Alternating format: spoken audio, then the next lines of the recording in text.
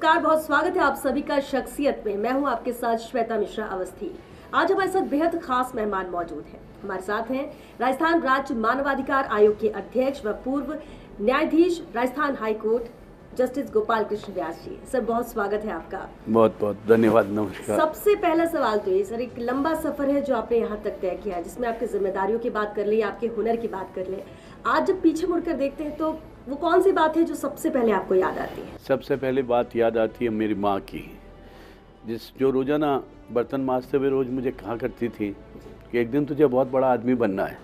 मैं उसको कहता मम्मी कैसे, तो वो अंग्रेज़ी भी थोड़ी थोड़ी जानती थी, तो एक फेज़ बोला करती थी, life minus labour is equal to zero, life minus discipline is equal to zero. अपने जीवन में ये दो बातें ध्यान रखना। हम 5 भाइयों में मैं तीसरे नंबर पे था, लेकिन बड़े भाई बाहर पढ़ते थे, मैं उनके पास ज़्यादा रहता था। तो वो जो बात कहती थी मुझे ऐसा लगता था कि जैसे मुझे राह दिखा रही है, मुझे आगे बढ़ने की बात कह रही है। बस उन्हीं के मार्ग पे चलता रहा। रेडियो से भी आपका जुड़ाव रहा है, वो कैसे हुआ? रेडियो, मेरी मदर जो थी वो आकाशवाणी की कलाकार थी। उन्होंने, शायद आपने कहा गीत सुना हो, उडूड रे मारा कलर का अगला गीत 1956 में मेरे बर्थ से पहले उन्होंने गाया था। तो मुझे छोटी थी जब आकाशवाणी जयपुर में अप्रूव्ड आर्टिस्ट थी तो लेके आती थी, तो मेरा तो 2 साल से उनसे जुड़ाव रहा। एक बार मुझे मौका दे दिया कि मैं अनाउंसर का टेस्ट दिया बीकानेर आकाशवाणी में। कमर अहमद साहब थे, वो आके मम्मी कहने लगे आपके यहाँ प्रोनाउंसिएशन लोगों के ठीक नहीं है, कोई ये जानकी बोलता है, कोई अजानकी बोलता है, तो उनका ये मेरा बेटा बोल देगा। तो उन्होंने मुझे, मेरे कोई एप्लीकेशन नहीं थी, उन्होंने कहा चल बोल के सुना। तो मैंने जैसे ही बोला तो उनका, अरे ये तो घर के सामने ही रहते थे तो काम आएगा कैजुअल अनाउंसर, 6 दिन तो काम कोई अनाउंसर नहीं आएगा तो इसको बुला लेंगे। तो इस तरह मेरी वॉइस अप्रूव हो गई और उसके बाद मेरा इस रेडियो से जुड़ा होता रहा। और आपकी माताजी की वजह से ही गायन में आपका इंटरेस्ट रहा? बिल्कुल बिल्कुल, ये बिल्कुल आप सही। कौन सी उम्र से आपने गायन शुरू कर दिया? मैं तो 8वीं 9वीं में पढ़ता था जब से स्कूल में गाया करता था। उस वक्त राष्ट्रभक्ति के गीत गाया करते थे और उसके बाद में समय समय पर कंपटीशन होते थे, उसमें भी हमें जाया करते थे। पाऊ पाठशाला बीकानेर में थी, सिटी स्कूल थी, तो उसमें जाया करते थे। मानव अधिकारों की बात करें, एक बड़ी जिम्मेदारी आपके कंधों पर है। संविधान सुप्रीम कोर्ट में किसी तरह की इसे लेकर गाइडलाइन है क्या? किस तरह से काम आप करते हैं और क्या मुश्किलें आपको लगी जब ये जिम्मेदारी मिली, क्योंकि 1.25 साल 1.5 साल का वक्त हो गया आपको इसमें? अब देखिए, मानवाधिकार, एक इंसान जब पैदा होता है उसको जीने का अधिकार होता है। भारत के संविधान में आर्टिकल 19 और आर्टिकल 21, ये 2 ऐसे अनुच्छेद हैं जिसमें हमने सबसे पहले, वैसे तो राइट टू इक्वालिटी आर्टिकल 14 में है, लेकिन मानवाधिकार आयोग जो है वो कोई एडजुडिकेशन नहीं करता है। किसी के साथ में अन्याय होता है, हमें ये जानकारी मिलती है कि इसके साथ में उसके मानव से, उसके जीवन से जुड़े हुए उसके साथ में कोई अधिकारों का उल्लंघन हो रहा है, तो हम सो मोटो भी हस्तक्षेप करते हैं। हम अगर रोड पे जा रहे हैं, हमें दिखता है कि इस तरह से किस तरह का अन्याय किसी के साथ हो रहा है, तो हम कॉग्निजेंस ले सकते हैं। आपके टीवी चैनल पे आते हैं समाचार, उनके ऊपर हम कॉग्निजेंस लेते हैं। समाचार पत्रों में हम कॉग्निजेंस लेते हैं। आजकल एट्रॉसिटीज़ के मामले बहुत आ रहे हैं। लोग एलिगेशंस लगाते हैं कि थानों के अंदर जो है मारपीट होती है, कंप्लेनेंट कहता है मैं जाता हूँ दरखास्त देता हूँ तो मेरा मुकदमा दर्ज नहीं होता है। तो इस तरह के जो प्रकरण आते हैं तो हम याद दिलाते हैं उन लोगों को, नोटिस जारी करके, स्ट्रिक्ट वर्ड्स में लिख करके कि ये तुम्हारी ड्यूटी है, संविधान में ये तुम्हारी ड्यूटी है। और हमारे यहाँ क्या है कि हर एक जो कार्य होता है राज्य सरकार का या न्यायालय का, उसकी प्रक्रिया है। तो न्यायालयों में दंड प्रक्रिया संहिता, और दंड देने के लिए जहाँ दंड परिभाषित किए गए हैं वो भारतीय दंड संहिता, लेकिन इन दोनों के लिए आपको साक्ष्य अधिनियम को साथ में रखना। तो इसलिए हम अगर कोई न्यायाधीश बने या कोई मानवाधिकार आयोग का चेयरमैन बने या कोई भी ऐसा विधिक कार्य करने वाला व्यक्ति बने, तो उसको सबसे पहले इनकी स्टडी तो करना ज़रूरी होता है। हमारा जो ये मानवाधिकार आयोग है, ये 1993 में पार्लियामेंट ने एक एक्ट बनाया और उस एक्ट के अंदर उन्होंने कहा कि हर व्यक्ति तो न्यायालय में छोटी छोटी बातों के लिए जा नहीं सकता। अब FIR दर्ज नहीं हो रही है, वैसे तो CRPC में 156(3) है जिसमें मजिस्ट्रेट के पास जाके एप्लीकेशन दे सकते हैं पुलिस अगर मुकदमा दर्ज नहीं करती है तो, और उसको दर्ज करना पड़ता है। लेकिन गरीब आदमी वो कुछ नहीं कर सकता, तो हम खुद अगर देखें कि उसके साथ में, तो हम कॉग्निजेंस लेकर के डायरेक्शन दे सकते हैं। डायरेक्शन हम अनुशंसा के रूप में देते हैं। तो हमारे पास में जो शक्तियाँ हैं वो ये है कि कानून का इम्प्लीमेंटेशन किस तरह होना चाहिए, ये हम उनको याद दिलाते हैं, और वो नहीं करते हैं तो हमारे पास में एक वेपन दिया हुआ है। वो वेपन है विनियम 23। उसके अंदर हम जो उचित मानव के अधिकारों के संबंध में आदेश होता है वो हम आदेश पारित कर सकते हैं। लेकिन इसे इम्प्लीमेंट कराने में आप लोग को भी काफ़ी मशक्कत करनी पड़ती है। आपको लगता है कि जो रूल्स हैं, नियम हैं, उसके अकॉर्डिंग आप वैसे समझाइश करके और बहुत हद तक उसके सोल्यूशंस निकालते हैं? मैं आपसे एक निवेदन करूं, अगर आपके ऑर्डर में ताकत है तो किसी भी अधिकारी की ये हिम्मत नहीं हो सकती कि भारत के नियमों को या हम जो आदेश पारित करते हैं उसकी पालना न करे। वो देरी कर सकता है, थोड़ी डिले कर सकता है, लेकिन डिले करने के बाद भी उसको काम तो करना पड़ेगा। घर, स्कूल हो, निजी कार्यालय, सरकारी कार्यालय हो, इनमें मानवाधिकार हनन के कितनी एप्लीकेशंस आती, कितने लोग सजग हैं इससे लेकर? बहुत सजग हो गए। पिछले साल में हम आपको बताएं कि 5,703 एप्लीकेशंस हमारे पास में आई एक साल के अंदर, एक साल में, और हमने निस्तारित की 4,188। ये कम इसलिए हुई कि कोरोना था, लेकिन इस वर्ष 1 जनवरी से लेकर अभी तक हमारे पास 2,237 एप्लीकेशंस आई, जिसमें हमने 2,167 तय कर दी कंप्लेंट जो है। लेकिन पुरानी कुछ ऐसी हैं जो हमारे पेंडिंग पड़ी हुई है। आपको मैं इस बात को बहुत खुले रूप से कहूँगा, 2012, 2013, 2014 की भी ऐसी हमारे पास एप्लीकेशंस पेंडिंग है, लेकिन उसका निस्तारण करने की कोशिश कर रहे हैं।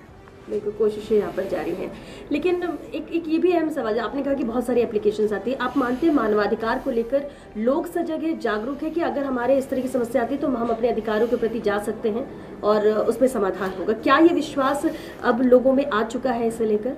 विश्वास तो पहले भी था, क्योंकि जो ये अपने यहाँ इस्टेब्लिश सन 2000 में हुआ, और यहाँ पे जो न्यायाधीश बने पहले, तो सब लोग एक न्यायिक प्रक्रिया से निकल के आए थे। मन में दर्द तो था ही।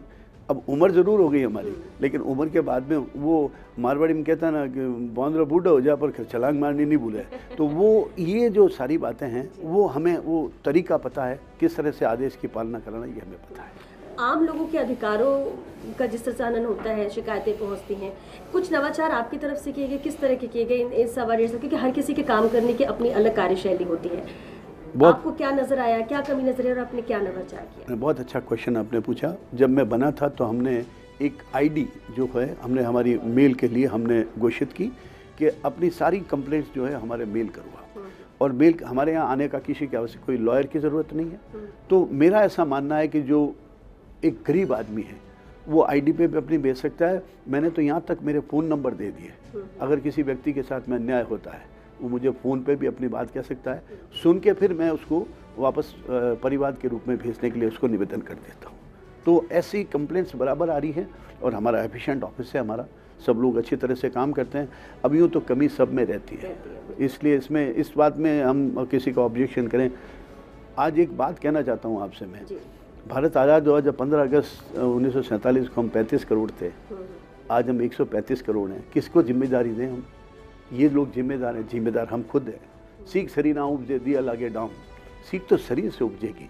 अगर हम ये समाज के लोग नहीं समझेंगे तो हमारे साधन जो हैं हमारे, उन साधनों को, जितने कम साधन हैं उन साधनों को अगर हम इस तरह से उपयोग करेंगे तो पांति थोड़ी आएगी। एक कमरे के अंदर 5 आदमी बैठ सकते हैं, वहाँ 500 लोग बैठने के लिए आ जाते हैं, तो क्या स्थिति होती है? इस देश की वो स्थिति है। सर, ज़्यादातर थानों में मानवाधिकार हनन के आरोप लगते हैं, सवाल भी उठते हैं, इसको लेकर भी क्या कोई कदम उठाए जा रहे हैं? बिल्कुल, आप सही कह रहे हैं। मैक्सिमम कंप्लेंट्स जो आ रही हैं वो थानों में एट्रोसिटीज़ के बारे में आ रही है कि जाते हैं तो विक्टिम ये कहता है कि हमारी सुनवाई नहीं होती, एक्यूज़ ये कहता है कि मुझे पीटा गया, मैंने जुर्म किया तो मुझे गिरफ्तार करके अदालत में ले जाके पेश करो। जैसे अपने CRPC में प्रोविज़न है कि अगर किसी को गिरफ्तार किया जाता है तो 24 घंटे के अंदर मैजिस्ट्रेट के सामने पेश किया जाता है। 2 तरह की कस्टडी होती है, एक पुलिस कस्टडी और एक जुडिशियल कस्टडी। पुलिस कस्टडी में इन्वेस्टिगेशन के दौरान जो टाइम लिया जाता है, अदालत में पेश करते तो रिमांड लेते हैं, तो रिमांड पुलिस जो लेती है तो वो ये कहते हैं साहब गिरफ्तार को मुझे 3 दिन पहले किया, गिरफ्तारी आज बताई और 2 दिन मुझे पीटते रहे। तो इस प्रकार की एट्रोसिटीज़ के केसेस तो विक्टिम उसके एक्यूज़ की तरफ से आते हैं, और विक्टिम ये कहता है कि साहब मैं दर्ज कराने गया तो मुझसे पैसे मांगे, थानेदार ने मुझसे पैसे मांगे, उससे ये किया। तो इन दोनों को जज करने का हमारे पास में एविडेंस नहीं है।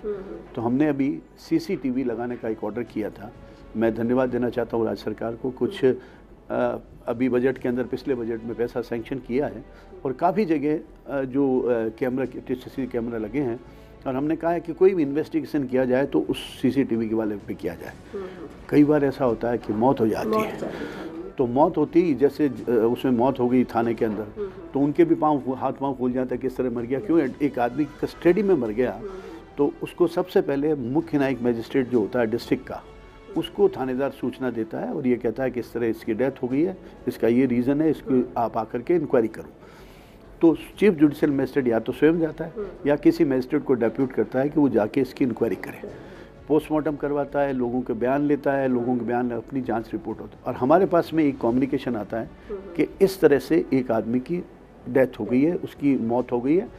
उसमें हम एक नोटिस जारी करके सीजेएम को कहते हैं कि इसकी 176 सीआरपीसी में जो कार्रवाई की है उसकी रिपोर्ट हमारे पास भेजो। वो रिपोर्ट जब हमारे पास आती है तो हम उसका एनालिसिस करते हैं कि इसको जो एविडेंसेस हैं, जो पोस्टमार्टम रिपोर्ट है, उसमें जो कॉज ऑफ डेथ दिया गया है वो नेचुरल है, अननेचुरल है। अगर अननेचुरल है तो उसका क्या कारण है, और नेचुरल है तो ये किस बीमारी से। इसी तरह के हालात जिलों से भी आते हैं, जिलों से भी जिस तरह से खबर आती है कि जेल के अंदर कैदियों के साथ उनका भी हनन हो रहा है, तो उस पर भी इसी तरह की सख्ती मानवाधिकार की तरफ से रहती है, आयोग की तरफ। आपको शायद पता हो, अभी कोरोना जब चल रहा था तो जोधपुर जेल के अंदर कुछ कैदियों ने इस तरह से एक मैसेज भेजा था हमको और ये कहा कि हमारे साथ में मारपीट हुई है। तो हमने तुरंत डिवीज़न बेंच में हमने खंडपीठ की एक ऑर्डर जारी करके जोधपुर के सुप्रिटेंडेंट साहब ने, और हमने जोधपुर के जो पुलिस का डिप्टी कमिश्नर है उसको भेजकर से वहाँ की रिपोर्ट मंगवाई। जब पता चला कि हाँ उनके साथ में अंदर मारपीट हुई, लेकिन मारपीट होने का कारण ये था कि 2 ऐसे ग्रुप्स थे अंदर, वो आपस में झगड़ा करने लगे। तो उनको रोकने के लिए जब पुलिस गई तो पुलिस, कुछ लोगों ने उन पुलिस जो अंदर जो थे गार्ड वगैरह थे उनको भी मारपीट करने की कोशिश की। तब उन्होंने अपने बचाव के अंदर उनको तो किसी के चोटें आई, ये जवाब हमारे पास आया। वो अभी तक प्रकरण हमारे पास में चल रहा है। उसमें हम इस बात में हमने उनको बुलाया सुप्रिटेंडेंट को कि भाई आप इसकी सारे एविडेंसेस, मेडिकल एविडेंसेस जो हैं वो हमारे सामने लाए। तो जो भी अगर होगा तो उनको कॉम्पनसेशन होगा तो कॉम्पनसेशन, या कोई मुकदमा दर्ज करने का होगा तो वो भी ऑर्डर करेंगे।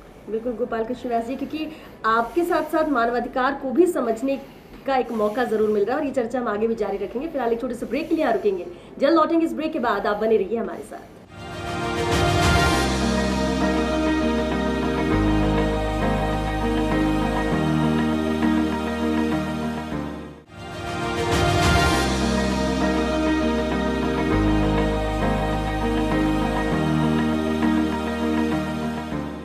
ब्रेक के बाद एक बार फिर आप सभी का बहुत स्वागत है। शख्सियत में जस्टिस गोपाल कृष्ण व्यास जी हमारे साथ लगातार बने हुए। सर, एक अहम बात जरूर है, हम अधिकारों की बात करते हैं लेकिन मानव के परिप्रेक्ष्य में उसके अधिकारों का हनन ना हो, वो जागरूक रहे खुद भी, इसके लिए आपको क्या लगता है क्या किया जाना चाहिए? मेरे हिसाब से जो ये ट्रेनिंग होती है, पुलिस ट्रेनिंग होती है, अधिकारियों की ट्रेनिंग होती है, उन ट्रेनिंग के समय कुछ ऐसी उनको ट्रेनिंग दी जाए कि तुम सेवक हो, तुम जमींदार नहीं बने हो, तुम्हें सेवक की तरह काम करना है और नियमों के अंदर रह के करना। कोई विक्टिम अगर तुम्हारे पास में आता है, कोई किसी के दर्द है तो तुम्हारे पास में आता है, जब डॉक्टर के पास जाते हैं तो डॉक्टर स्टेथोस्कोप लगा के उसको देखता है, उसकी दवाई देता है। उसी तरह से कोई विक्टिम आपके पास आता है, उसके साथ में अन्याय हुआ या उसके अधिकारों का हनन हुआ है, तो किस तरह से उसकी मदद की जा सकती, कानून के अंदर, कानून की परिधि में रहते हुए की जा सकती।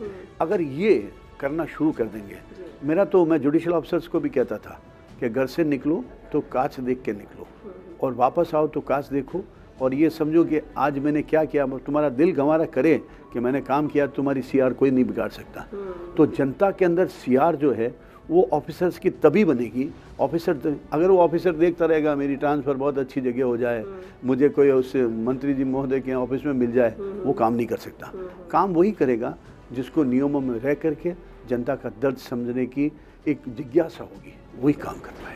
और प्रिंट और इलेक्ट्रॉनिक मीडिया में भी कई बार मामले आते हैं, उसका खुलासा होता है, उस पर आप लोग प्रसंज्ञान भी लेते हैं, एक्शन लिया जाता है, लेकिन कई बार देखने को ये भी मिलता है कि अधिकारी उतनी गंभीरता नहीं दिखाते हैं मामलों को लेकर। इसे लेकर क्या कहेंगे आप? देखिए, मैं बहुत आज स्वतंत्र रूप से कहना चाहता हूँ, अगर कोई अधिकारी प्रभाव में रहेगा तो वो न्याय नहीं कर सकता। तो जब अगर कोई कॉग्निजेंस हम लेते हैं, आपकी न्यूज़ पे लेते हैं या समाचार कटिंग के ऊपर लेते हैं या हम खुद देख करके लेते हैं, तो उस वक्त हम जब नोटिस जारी करें तो हमारी उस बात को समझ करके नियमों के अंदर अगर वो काम करने की कोशिश करेगा तो मेरा ऐसा विश्वास है कि मानव का हितों का उल्लंघन जो नहीं होगा। मैं आपको एक छोटी सी बात बताता हूँ। एक अधिकारी थे जोधपुर में, मैंने ऑर्डर किया, आपस में कोई झगड़ा था, तो एक पुलिसकर्मी जो था उस परिवार का सदस्य था, तो ज़मीन के बारे में झगड़ा था, तो कहा कि इसको फंसाएं कैसे। तो घर का सबसे बुजुर्ग था, उसको नारकोटिक्स के केस में फंसा दिया, अफीम रिकवरी की, उसको गिरफ्तार कर लिया। उसकी बेल एप्लीकेशन हाई कोर्ट से रिजेक्ट हो गई और 6 महीने से जेल में था। उसकी इन्वेस्टिगेशन के लिए उसने डीजी को कहा कि साहब मेरा फेयर इन्वेस्टिगेशन कराइए। फेयर इन्वेस्टिगेशन हुआ, जब पता चला ये तो कल्प्रिट है ही नहीं, ये खेत जिसके लिए इसको किया वो है ही नहीं, तो उसको 169 की रिहाई दी गई। कोर्ट के अंदर एक प्रोविज़न है 169 की रिहाई ये है कि अगर इन्वेस्टिगेशन के बाद पता चले कि ये मुलजिम नहीं है तो उसमें 169 की रिहाई दी जाती है।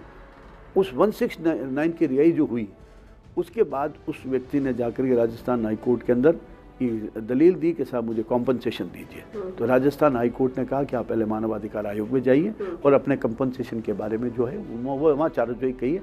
कॉम्पनसेशन का जुरिस्डिक्शन नहीं है, लेकिन जो मैजिस्ट्रेट ने उसी जो 169 की रिहाई पे तो हो गया, लेकिन उसके कॉग्निजेंस देने के लिए थानेदार ने खुद ने प्रोटेस्ट पिटिशन लगा दी।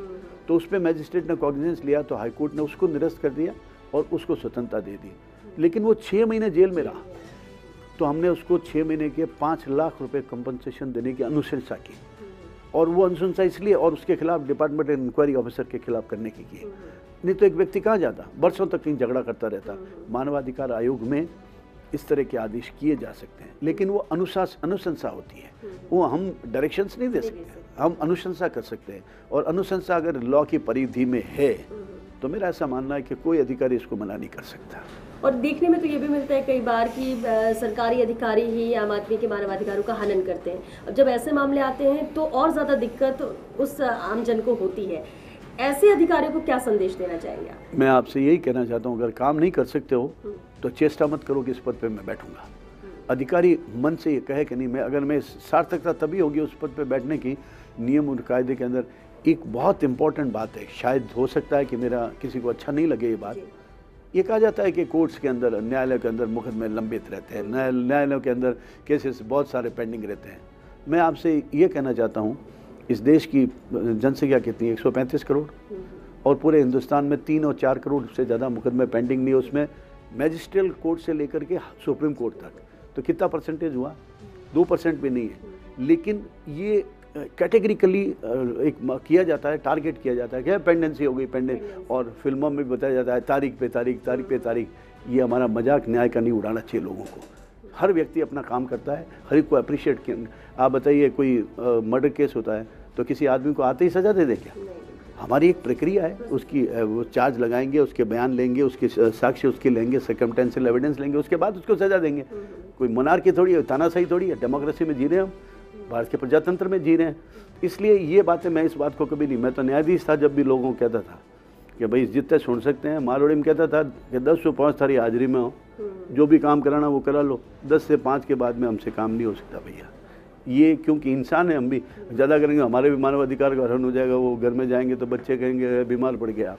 तो मेरा निवेदन लोगों से है, उन अधिकारियों से है कि आपको जिम्मेदारी मिली है, उसको काम करो। अगर आप काम करोगे तो आपको कोई नहीं आपको हटा सकता वहाँ पे। और कई बार देखने को मिलता है कि किसी को भी अवैध रूप से हिरासत में ले लिया जाता है, बंदी प्रत्यक्षीकरण याचिका लगा, ऐसे मामलों को लेकर भी क्या मानवाधिकार आयोग कोई स्टैंड ले सकता है या क्या लेता है? बिल्कुल, बंदी प्रत्यक्षीकरण की याचिकाएं मैंने बहुत सुनी। मैं डिवीजन बेंच में बैठता था, जब सुनी। भारत के संविधान में 226 जो आर्टिकल है, 226 क्या है? मैं कई बार सोचता हूँ कि भारत के संविधान के निर्माता कितने अच्छे थे। उन्होंने कहा हाई कोर्ट की पावर 226 में रिट याचिका होती है, वो पावर जिसमें 2 + 2 = 6 कर सकते हैं, ये इतनी ताकत थी।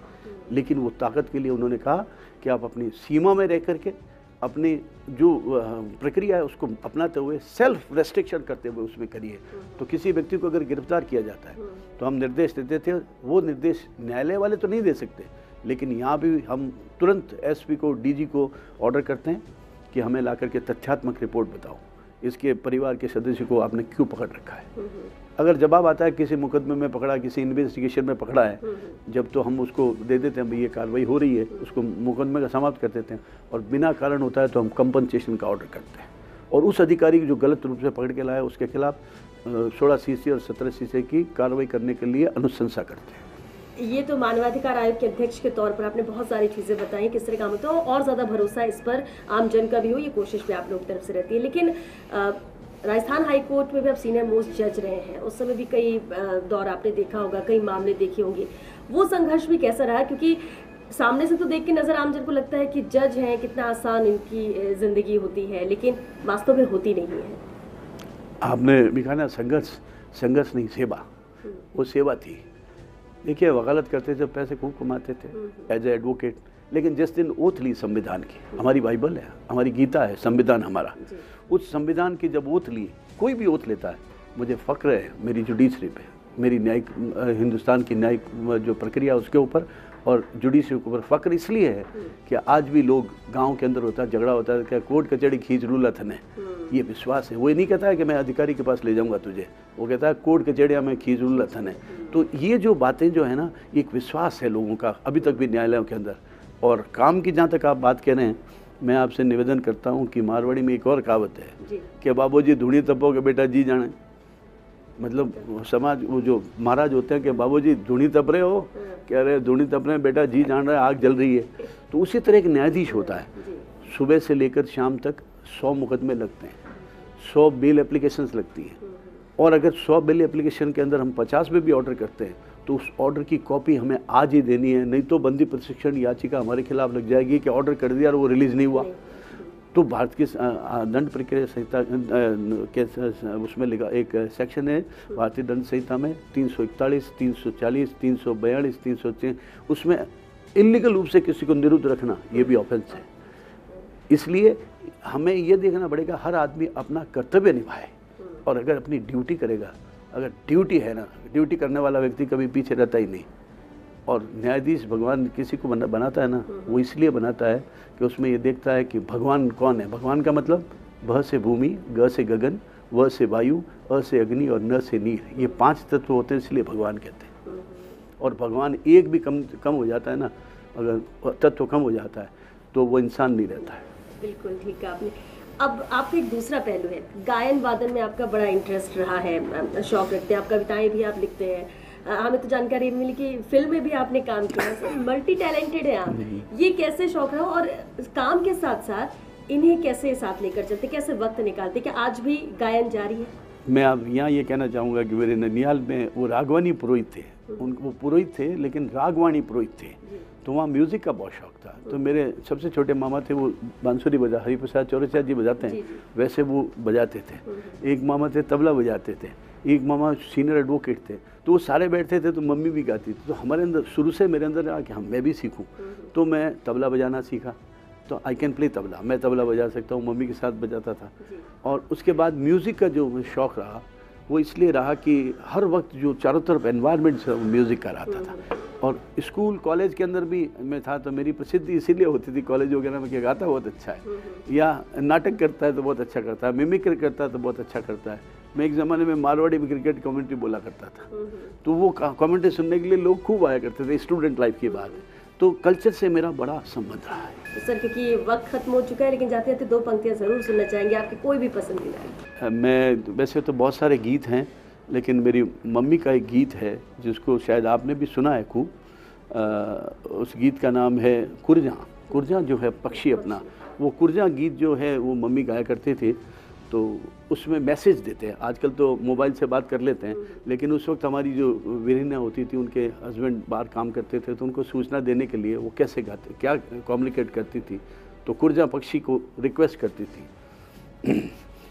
सूती है गोरा दे रंग भर मेल में, सूती ने आयो रे जंजाल, कुरजोए मोने भंवर मिला दो सा। ये इस तरह का गीत था। तो बहुत लंबा गीत है, अब 2 लाइन गा दी आपने, कहा जाए।